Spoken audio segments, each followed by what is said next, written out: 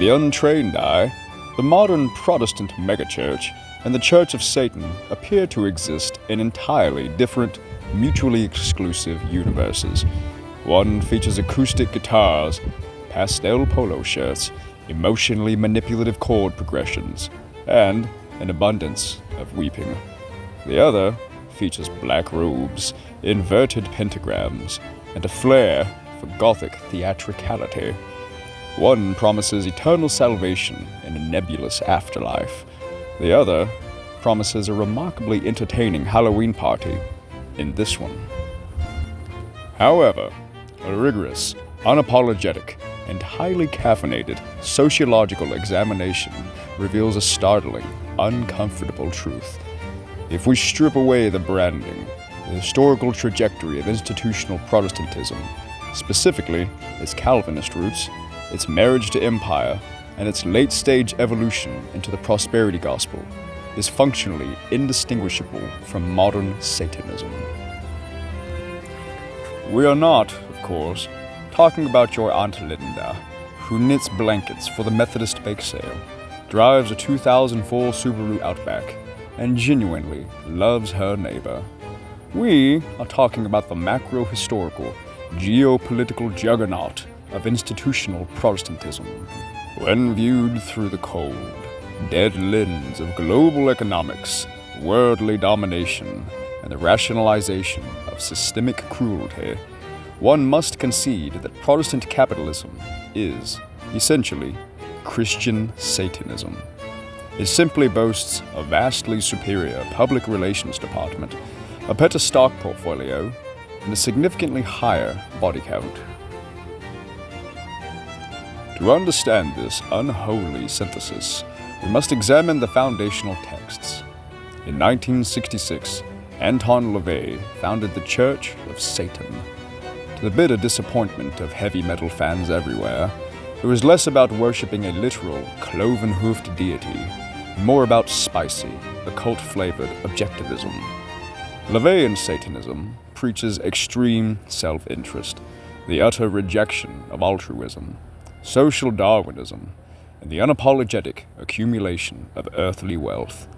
It is, fundamentally, unbridled capitalism, with a spooky aesthetic and a flair for dramatic eyeliner. Now, let us turn back the clock to the 16th century and examine John Calvin, a man who essentially looked at the Bible and said, "This is great, but what if it was much, much more stressful?" Calvin championed the doctrine of predestination, the terrifying concept that God has already chosen who is saved, the elect, and who is damned, the reprobate, before the foundation of the world. But humans, being perpetually anxious, needed a way to know which list they were on. You cannot simply ask the Almighty for a peek at the ledger. The theological loophole that emerged: earthly, material success. If you were a wealthy, healthy, and successful in business, it was interpreted as a visible sign of God's invisible grace. If you were poor, sick, or struggling, well, God had clearly outsourced your soul to the cosmic incinerator. Max Weber famously documented this psychological pivot in his 1905 masterpiece, The Protestant Ethic and the Spirit of Capitalism. The theological imperative to work constantly, accumulate wealth, reinvest it, and view poverty as a moral failing is the exact same philosophy as LaVeyan Satanism. A modern prosperity gospel preacher, pacing a stage in $2,000 Balenciaga sneakers, aggressively explaining to a congregation of heavily indebted suburbanites that God demands he own a private Gulfstream jet to avoid flying commercial with demons, is preaching pure, unadulterated Satanism. He merely ends his TED Talk with "Amen" instead of "Hail Satan." To further illustrate this point, let us examine the core tenets of both institutions, side by side. The view of wealth. In LaVeyan Satanism, greed is a natural instinct to be indulged. In modern institutional Protestantism, wealth is a divine gift, and poverty is a sin. In Satanism, altruism is a myth for the weak. In Protestantism, it is pull yourself up by your bootstraps. In Satanism, the ultimate goal is maximum earthly gratification. For Protestantism, it is maximum quarterly shareholder value. In Satanism, the attire is black robes and Baphomet amulets. With Protestantism, Patagonia fleece vests and Brooks Brothers suits. In Satanism, the sacrifice is a metaphorical goat. In Protestantism, it is the American middle class itself. In traditional Christian theology, Satan is frequently referred to as the prince of this world. If the ultimate goal of a satanic enterprise is worldly domination, historical Protestantism has wildly outperformed all competitors, largely by weaponizing the concept of time itself. Historically, Catholic and Orthodox cultures were drowning in feast days, saint days, jubilees, and carnivals. There were approximately 150 days a year where a medieval peasant was explicitly commanded by the church to stop working, drink ale, and throw cheese down a hill. The Protestant Reformation violently abolished these inefficiencies. They replaced the cyclical joy of liturgical calendar with the relentless linear tick of the clock. Time was no longer a sacred cycle of seasons. Time was money. Wasting time became a cardinal sin. Idle hands are the devil's workshop, the proverb claims. But the reality is that the workshop itself is the devil's primary real estate. The punch clock became the true altar of this new religion, demanding daily sacrifice from the working class to appease the insatiable, bloodthirsty deity of gross domestic product. Today's rise and grind hustle culture is merely the secularized chanting of this occult mantra. Waking up at 4 a.m. to a cold plunge and optimize your synergy is a form of ascetic self-flagellation that would make a medieval monk shudder. How does a religion ostensibly founded by a transient carpenter who said, "Blessed are the meek," end up conquering the globe? By ingeniously redefining meek to mean heavily armed, legally incorporated, and ready to extract resources. The Dutch East India Company and the British Empire were not just political entities, they were the apex predators of the Protestant work ethic. They didn't just want to conquer the world, they wanted to audit it. The drive for worldly domination is the ultimate corporate hostile takeover.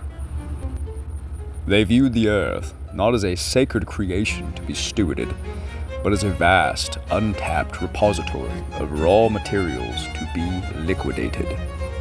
Manifest destiny.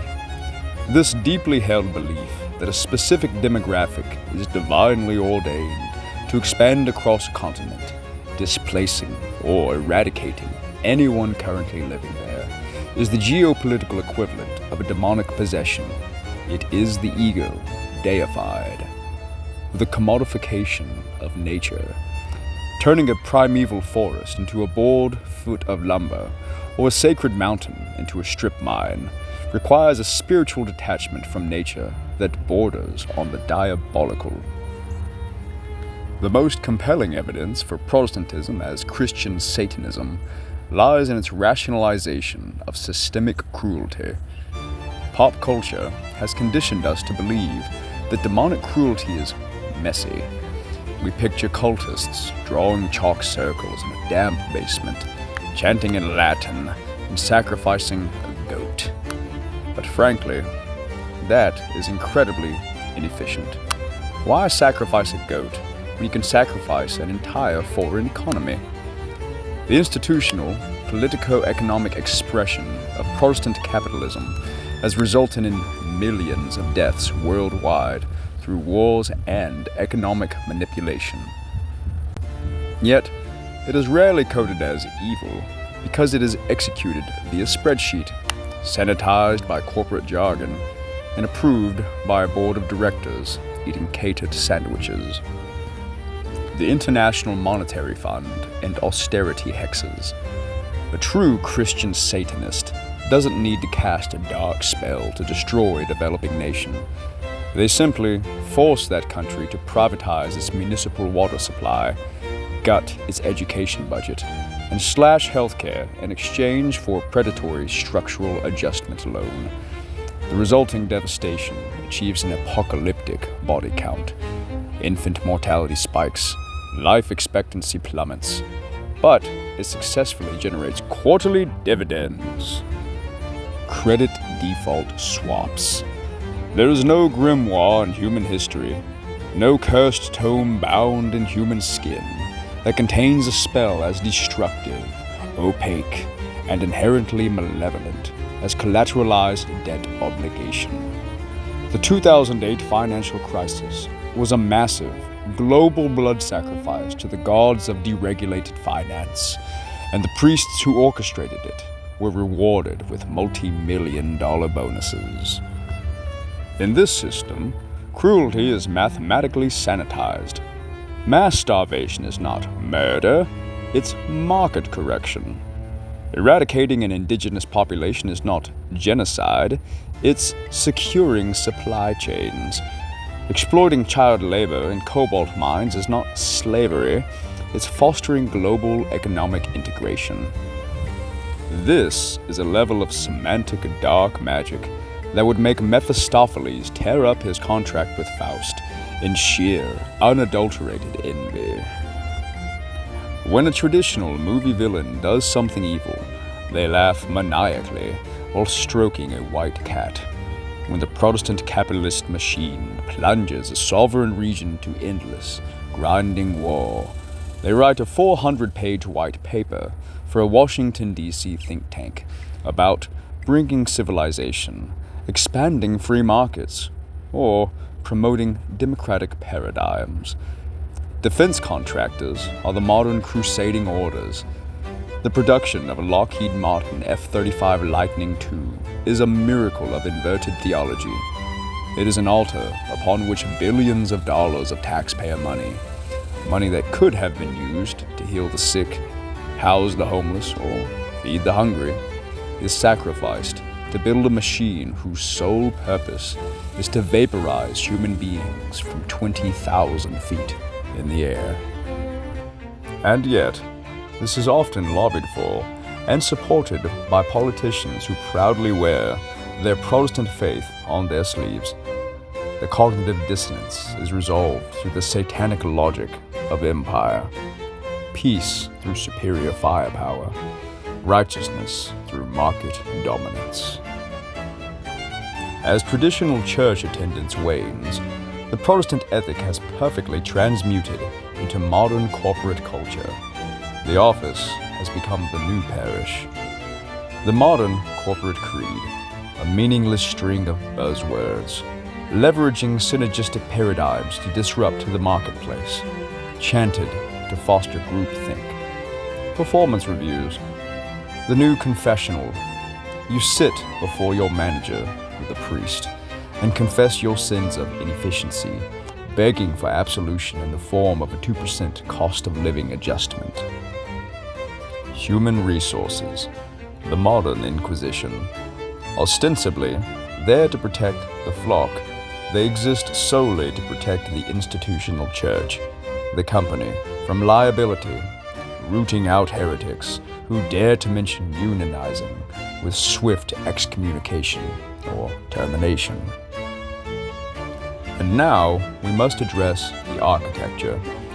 A traditional Gothic cathedral is designed to look intimidating. Towering spires, leering gargoyles, flying buttresses, heavy shadows. It is honest about its intent to inspire the fear of God. The modern Protestant megachurch, however, is a masterpiece of psychological warfare. The looks like a regional convention center, a mid-tier airport terminal, or perhaps a particularly large Costco. There is a franchised coffee shop in the lobby. The pastor is wearing a headset microphone and distressed denim. The banality is the disguise. Inside this beige fortress, the congregation engages in a stadium rock worship concert, complete with theatrical fog machines, synchronized LED lights, and perfectly mixed sub-bass. This is designed to emotionally manipulate thousands of people into feeling a euphoric spiritual high right before the offering buckets are passed, or the text-to-give QR codes are flashed on screen to fund the pastor's third vacation home in Aspen. It is a masterful illusion, projecting extreme, approachable normalcy while executing a flawless, tax-exempt wealth extraction ritual. The devil doesn't wear Prada. He wears Lululemon athleisure to a Sunday morning service. Ultimately, this suggests that we have been looking for the occult in all the wrong places for centuries. The real dark arts are not being practiced by teenagers playing Dungeons and Dragons, nor by eccentric goths and subterranean covens. The true dark arts are being practiced in boardrooms, on trading floors, and in megachurch sanctuaries, justified by a theological framework that equates profit with virtue and poverty with sin. To call Protestant capitalism Christian Satanism is, perhaps, slightly unfair to actual Satanists. The Church of Satan is generally more upfront about its selfishness. They pay their taxes, and, historically, they have killed significantly fewer people over access to spices, crude oil, and banana republics. And, therefore, I propose a formal corporate merger by combining the sleek, tax-exempt, emotionally resonant infrastructure of the modern megachurch with the honest, unabashed, cutthroat, self-interest of LaVeyan satanic philosophy. We could finally streamline the global economy. We can call it the First United Church of the Bottom Line. We can replace the communion wafers with micro-dosed Adderall, the holy water with fair trade cold-brewed coffee, and finally admit to ourselves that the invisible hand of the free market has always had claws. And finally, to close out, I would like to say one last thing. Fuck you, Satan.